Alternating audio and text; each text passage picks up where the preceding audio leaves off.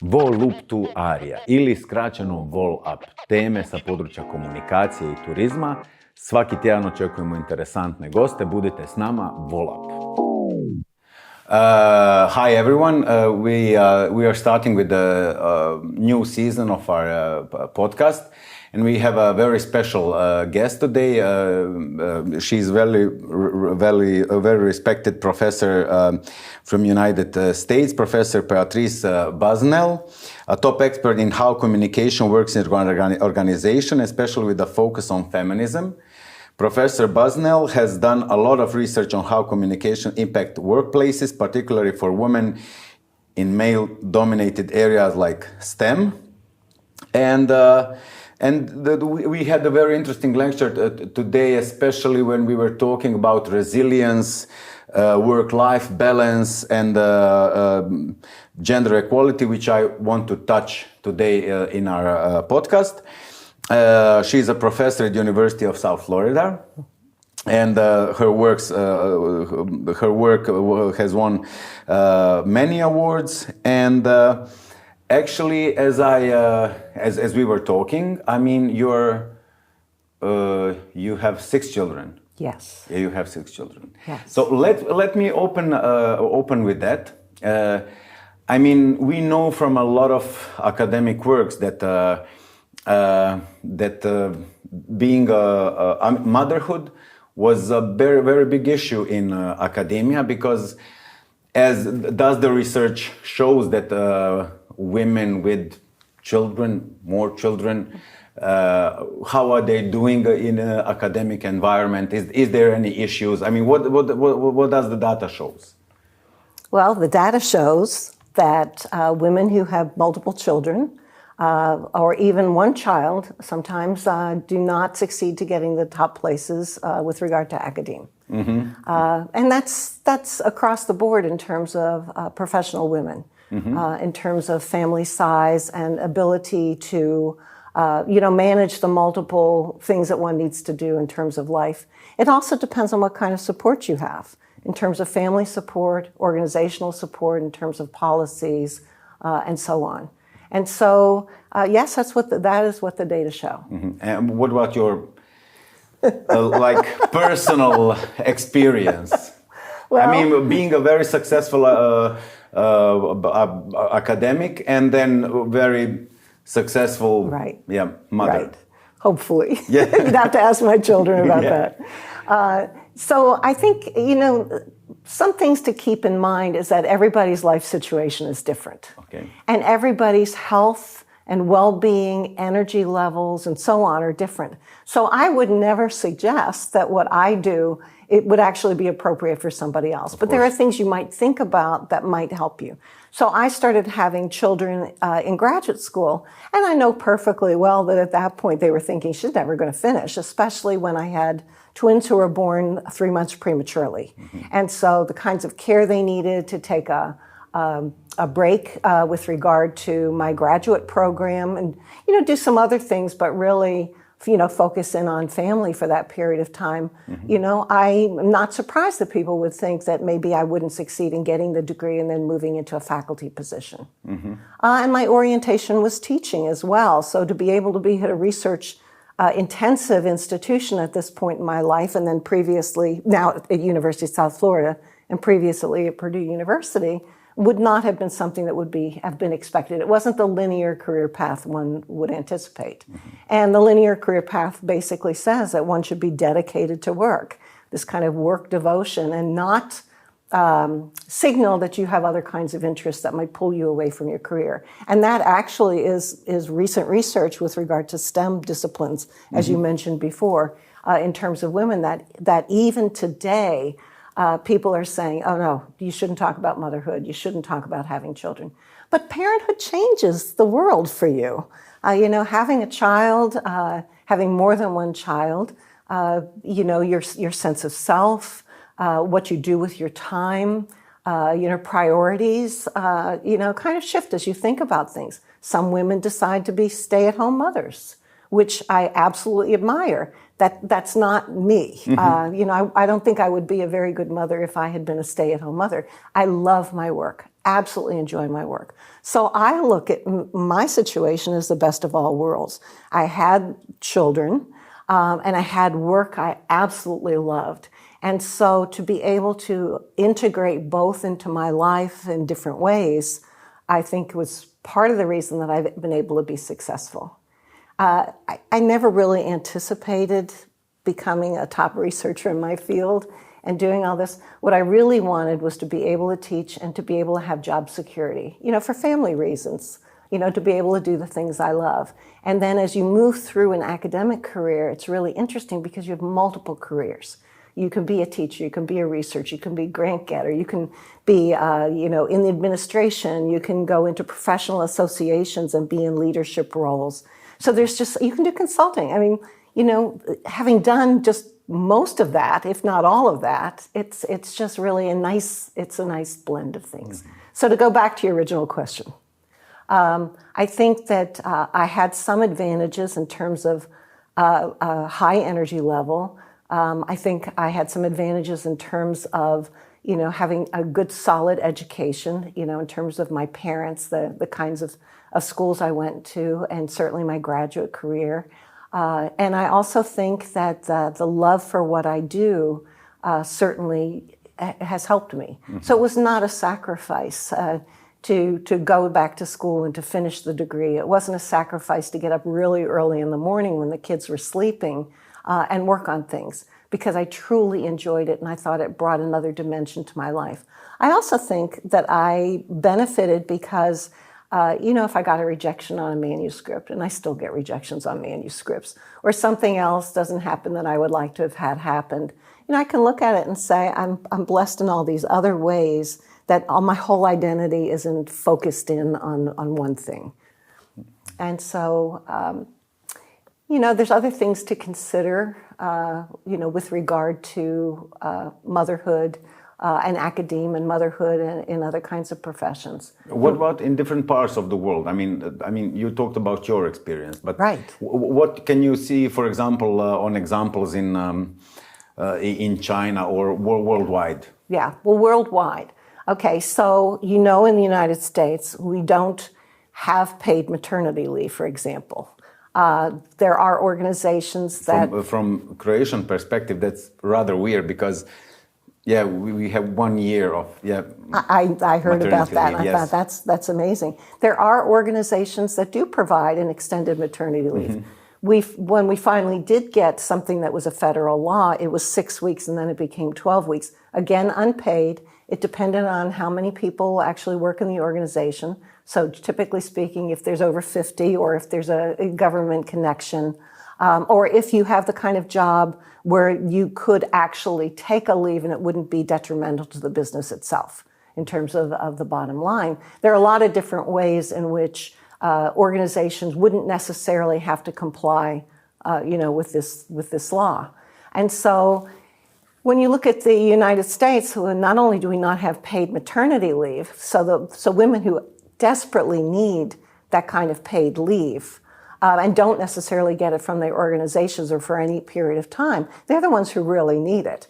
We also don't have, like subsidized childcare, although again, there are differences depending on what sector you're in and what organization in terms of whether or not you actually might get some kind of subsidy for childcare, or there might be some on-site childcare. So there's a number of ways in which it's difficult to actually manage this.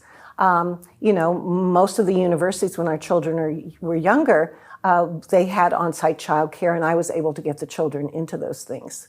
And again, I started having children when I was in graduate school, so there were also other kinds of services like speech pathology and occupational therapy that I could get because there were graduate students who were learning how to do these kinds of therapies, and the twins in particular needed those kinds of things. So in terms of other parts of the world, I mean, it varies. It varies in terms of what kinds of benefits you get and so on. And the Nordic countries are countries that are considered to be exemplars. Yet there's a paradox, that they are family friendly in terms of these kinds of policies and services that people can get. And yet, yet women don't necessarily succeed to the highest levels, even with these kinds of things. I think some of it has to do with the work dedication. Some of it has to do, with different cultural factors, as in any culture. And there are a number of different reasons that have been documented in research in terms of this. I would say also time away from work. Not only it does not signal that maybe you're not devoted completely to work if you're in an organization, but it's also, if you're an entrepreneur, if you're taking a child leave for an extended period of time, you would have built up a business and then you can't work at it. If you do, you are no longer eligible for the benefits that you would be getting. So there's just a lot of different ways in which time factors into that. In the United States, too, one of the things that is interesting to me is it's so hard, well, it's hard anywhere in the world, but it's hard to get back into employment if you've taken an extended period of time. Now, you can go back to school, you can go back into training, or perhaps you've been able to keep up certifications or work periodically to be able to maintain a foot in the workplace. Mm-hmm. So that's difficult. That's difficult for men as well as women. And I know I'm talking about binaries in terms of men and women, but we can certainly expand that in terms of difficulties. So there's so many complex issues, with regard to what happens to women in the workplace. But what I started to say is there's also retirement issues. I mean, you have to put a certain amount of money into retirement to be able to have those kinds of funds, to be able to live adequately at the point at which you no longer want to engage in paid employment, or at least significant paid employment. And there aren't the kinds of services, social services, that you might have in other countries as well. So it's really a very complex issue in terms of what women do and how they do it, how many children, the costs of having children, the costs of childcare, which is privatized, and so on, that are brought into consideration. Mm-hmm. And if you make an economic argument in terms of having children and not having children, well, clearly having children is expensive. Yes, it is. But I was a graduate student and we just didn't have a lot of money anyway, so at that point. It was kind of a normal situation, right? It was not normal. There were not a lot of women having children. No, but I think the fact that you didn't have any money. So, I agree. It's always with younger families.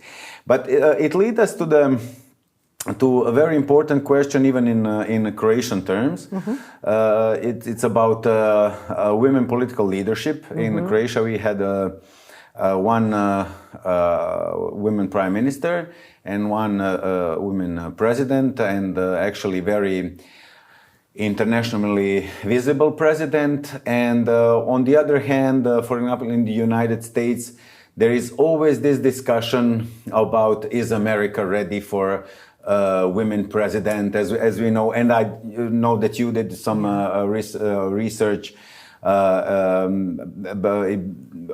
about women leadership in politics in the United States. So let's talk about it. I mean, are United States ready? Your guess is as good as mine. I don't know. It's a very interesting situation. So if we go back to Hillary Rodham Clinton, for example. She's a very good example. There are a lot of things that you could talk about. Highly competent, probably one of the best, if you look at his training in terms of a political career. Networked, done all kinds of work, very competent, very intelligent, new policy, et cetera, et cetera. But there were questions about authenticity and questions about niceness and femininity and approachability, that whole feminine kind of dynamic that works with competence. Mm-hmm. Sometimes not in women's favor, because you need to be both competent and you need to be approachable, right? But I think what happened with her too is there was also a question about for whom was she working. She was ambitious, which is a masculine trait, yes. Stereotypically masculine. And so it was perceived as though, is she working for the good of all of us, or is she working to be able to have the top leadership slot Because that's because of her personal ambitions. And so I think for her, it wasn't just the double bind between competence and this feminine cluster of kind of characteristics, but it was also the focus on community and people questioning that. Mm-hmm. Now you fast forward to today, and the questions about authenticity are really interesting. So that's where former President Trump has it. I mean, he is perceived as being highly authentic by his followers. He says whatever he thinks, it's what he feels. He doesn't need facts because he's interpreting things, along his own way of thinking and making sense of stuff. And so, he's kind of got that going for him. That wouldn't work for Kamala, mm-hmm. not at all. So your question was, is the United States ready for a female leader?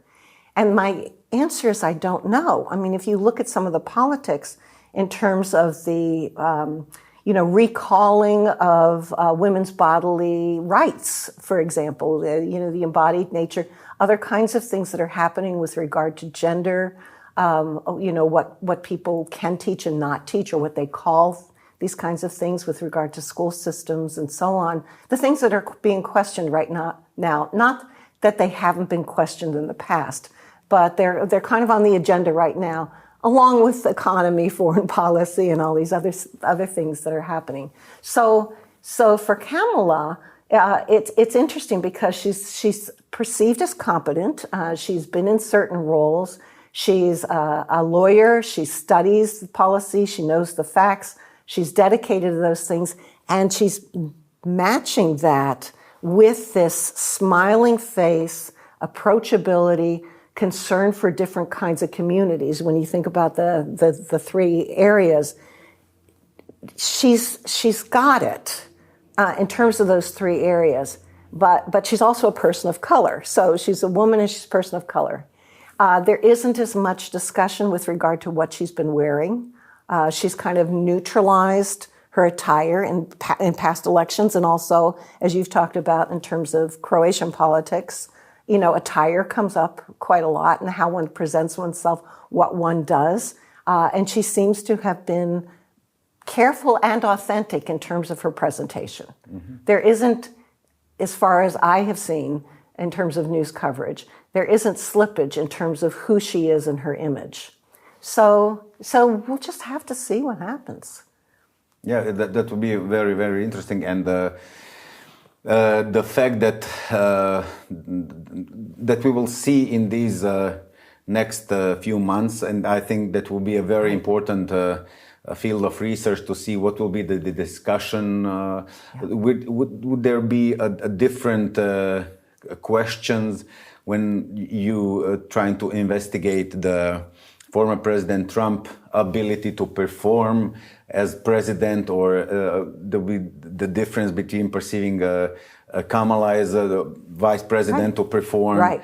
And so you will, I think that will be a very, especially in the environment of the social media dominated mm-hmm. world, mm-hmm. because we know that things have changed, of course.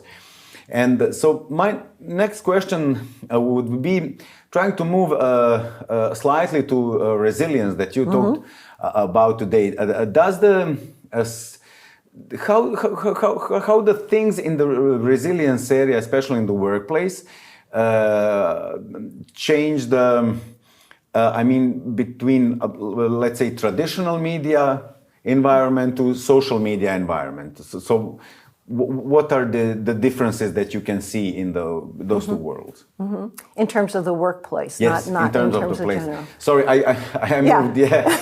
No, that's absolutely fine, because we're talking about a theory that really is not context dependent. The mm-hmm. communication theory of resilience. It's a relational kind of theory that's a process theory, meaning you create and cultivate resilience in anticipation of or reaction to disasters or transitions or losses or even positive changes in your life by working with other people and by social networks, which can be facilitated via media or other kinds of things. So media is just always part of it. Of course. Right, absolutely. So in terms of mass media, it's been intriguing to me, and I've not done the research on this, but how many movies, for example, and shows and so on, focus in on resilience. And they focus in on resilience because they present like a story. There's a plot line, characters run into some difficulty and so on, and then it gets resolved in one way or another. But with regard to resilience, it's, how do they work through the everyday, like reality TV? How do they work through the everyday situations where something happens maybe that's unexpected, or there's an accumulation of emotion and events that then changes the dynamics in the situation that they're in. And so that same kind of thing, I'm switching to the workplace, of course, in a moment. No, don't worry about it. But I also want to talk about the social media. You've also got different platforms that people will get on so that they can talk about things that they need support for that they won't necessarily get in their everyday life. And I talked about disenfranchised grief, grief where it's not socially acceptable to be grieving for somebody, or, for a long time people would question you grieving for a pet. There's been kind of a switch that pets are part of your life now, like dogs and cats and things, are part of your life. So it's become more acceptable that you might grieve for a pet. I don't know, there may be organizations that have bereavement policies and days for pets, which would make sense.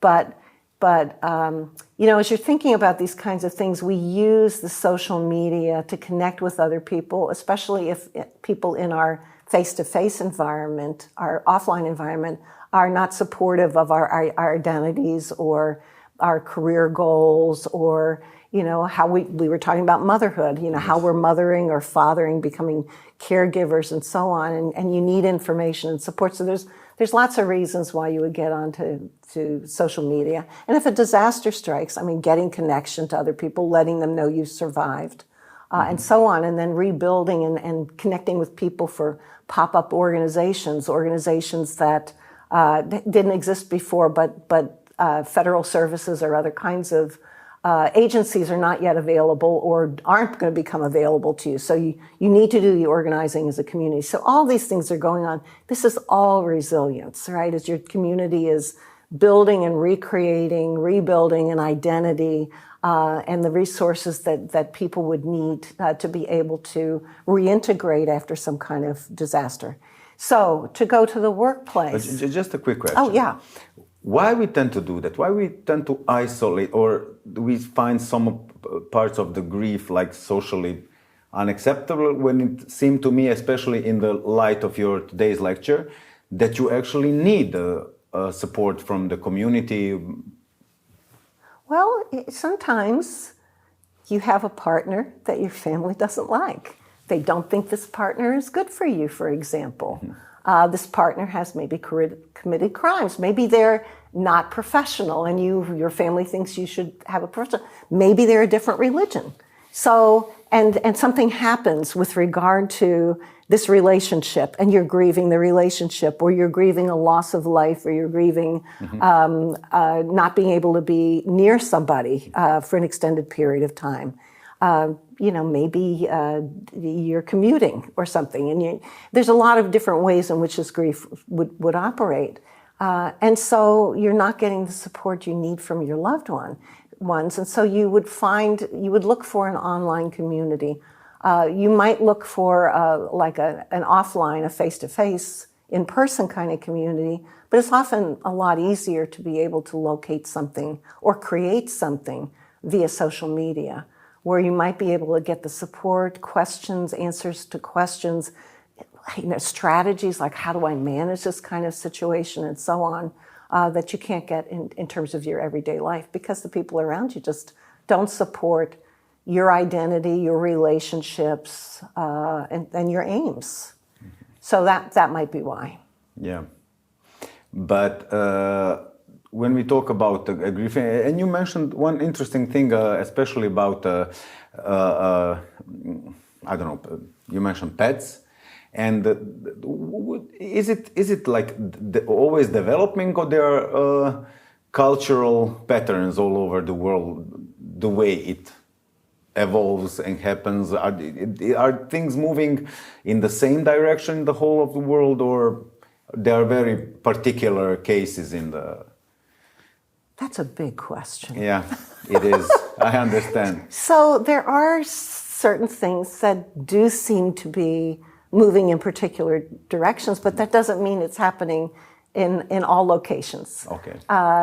You know, the neoliberal ideology, you know, in terms of work and competitiveness and so on, you know, has gotten a hold in a lot of different areas, including cultures we would consider to be communal. So the more individualistic orientation, certainly. But that doesn't mean the culture has changed completely. And if you look at multinational corporations, for example, you know, they are localized in terms of some customs in different places and different kinds of workplace interactions, but they have headquarters that might not be there. And so it depends on how decentralized it is. I mean, it just depends on the kind of organization or how centralized the organization is in terms of what would actually be taking place. So I can't predict. I mean, we were talking about phenomena that seem to transcend worldwide, okay? We were talking about Taylor Swift. Yes. Yeah, so this is a phenomenon that seems to translate worldwide. She speaks to a variety of different people of all different age groups, right? And you know, different social identity kinds of groups. And so, you know, what is it that people see in her music? You know, the content of what she actually says, the image that she portrays, that people find helpful to them in some way. And I don't know, because I haven't done the research. I've read a lot of popular things, but I don't know that. So worldwide, she's an interesting phenomenon. And worldwide, there are some other kinds of things that would be interesting with regard to resilience, because that's what we're talking about right now. Yes, of course. And in terms of the media, as I started to say before, most films are about people in terms of how they reintegrate after something has happened. I mean, you look at Disney movies, you know, animated movies. You look at other movies that have become classic, you know, in all these different genres. They're about how people continue with their lives even though something devastating has happened, or, you know, again, devastating in their life. It could be a major disaster. It could be the end of the world, one of those apocalyptic kinds, or it could be somebody whose a relationship has broken up, which can be devastating to them, you know, as you're looking at the range of possibilities that would be happening. But a lot of movies are about this. Yes. So you could analyze any number of them, and you could analyze them according to the processes that we talked about. You know, the identity anchors, the alternative logics, like how do they reframe, how do they work around a situation, you know, and so on.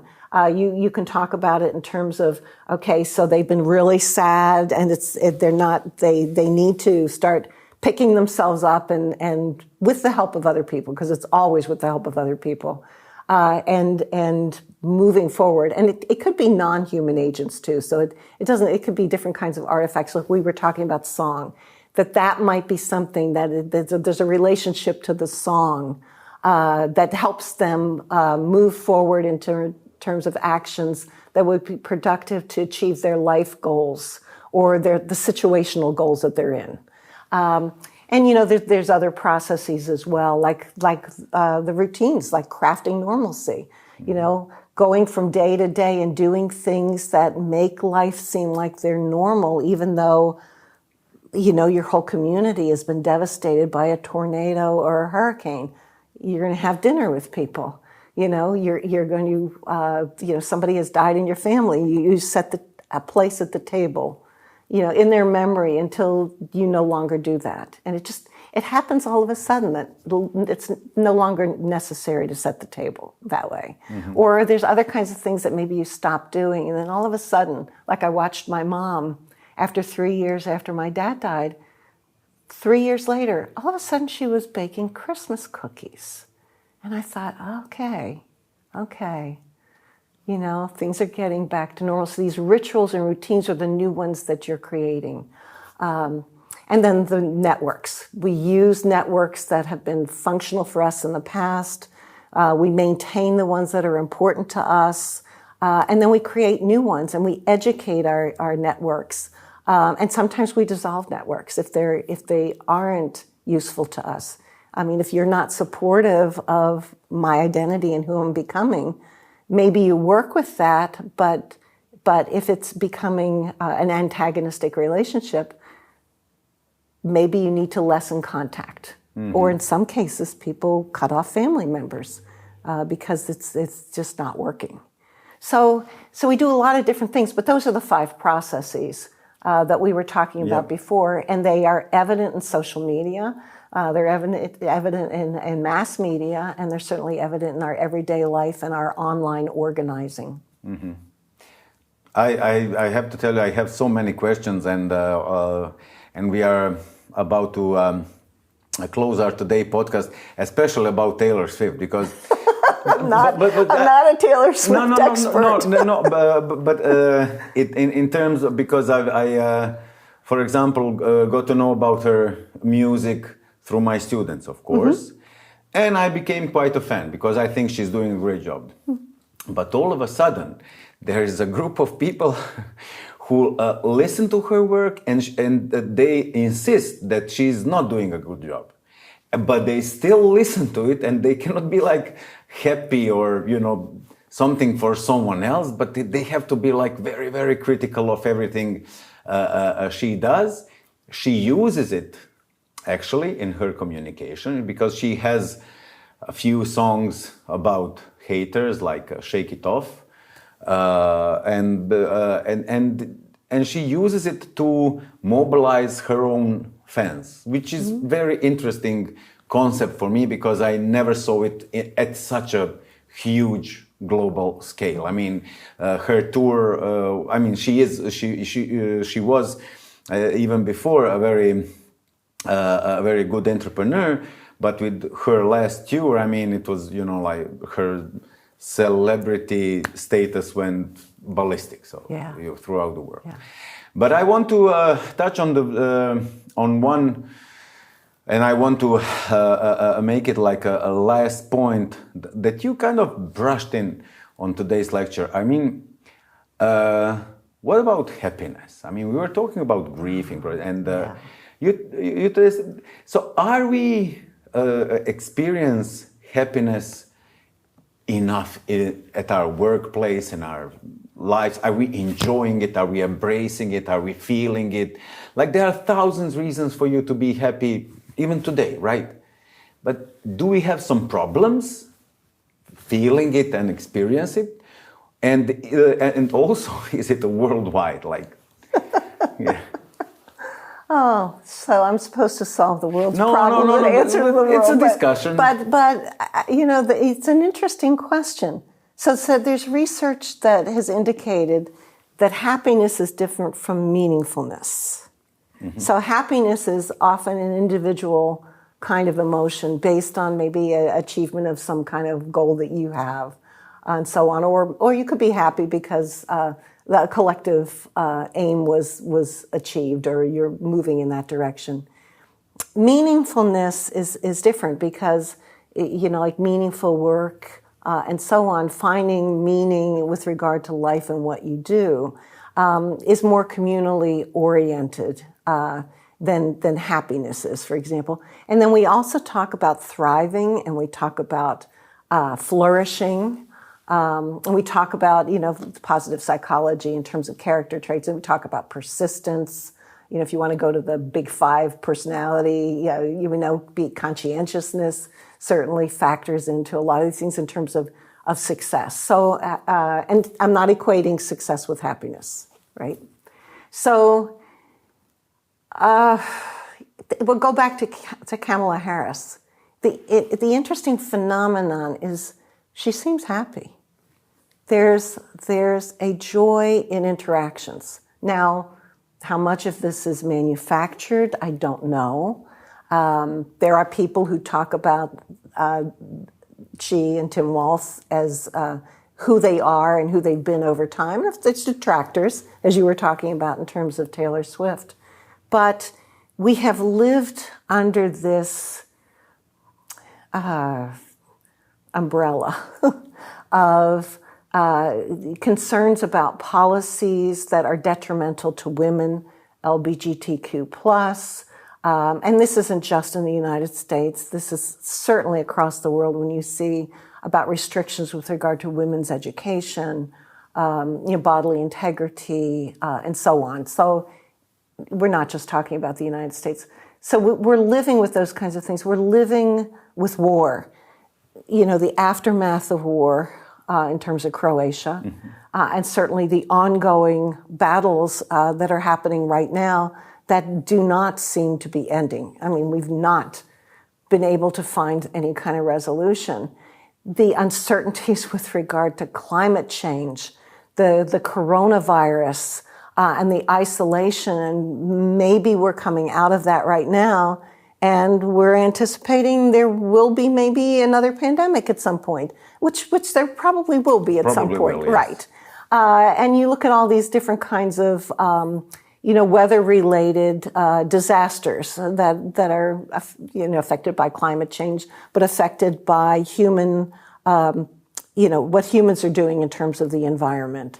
And so on. And I'm sketching like a really broad background. So all of this is going on, and all of this is happening in an environment where you could lose hope. Like what is the world going to be like in the future? And I think in all these instances, there has to be some joy and happiness. One has to find meaningfulness. It doesn't have to be something huge, but has to find those kinds of things, to be able to continue. And so even in death, as we were talking about, these alternative logics, a lot of times when somebody has died, you'll hear people laughing. You'll hear stories that are just funny stories, and it's like a sad case. It's a funeral, right? And you're going to hear people laughing in the background or telling jokes or whatever. That's something that the person who's deceased did. And that happens at different times. Certainly the grieving is also going on. But you have to have those kinds of things. Humans are so complex. We're so contradictory. All of these things exist simultaneously. When I was talking about identity anchors as being one of the processes, well, we foreground a particular identity in the moment that is really important for us to be able to continue, like put one foot in front of the other and continue with our lives, hopefully to create a new normal that's better.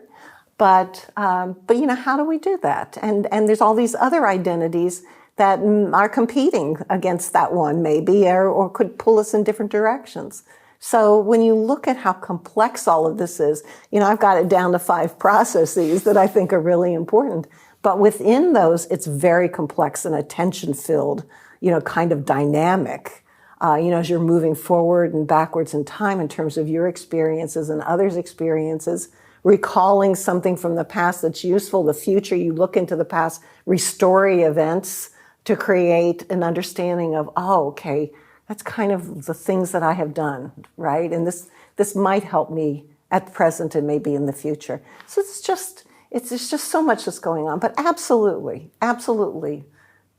we need to feel joy. We need to feel joy. And that is actually a very good statement for the end of our podcast. I want to thank you very much. I want to thank our viewers for watching us. And if they want to know more about your research, I think they should definitely check on it, because as I was listening your lecture today, I was really very much inspired by it, and it got me to think in different terms about the processes that you mentioned, and we should be definitely more happy. And so thank you again for watching, and thank you, Professor. Thank you. Volup tu arija, ili skraćeno Volup, teme sa područja komunikacije i turizma. Svaki tjedan očekujemo interesantne goste, budite s nama, Volup.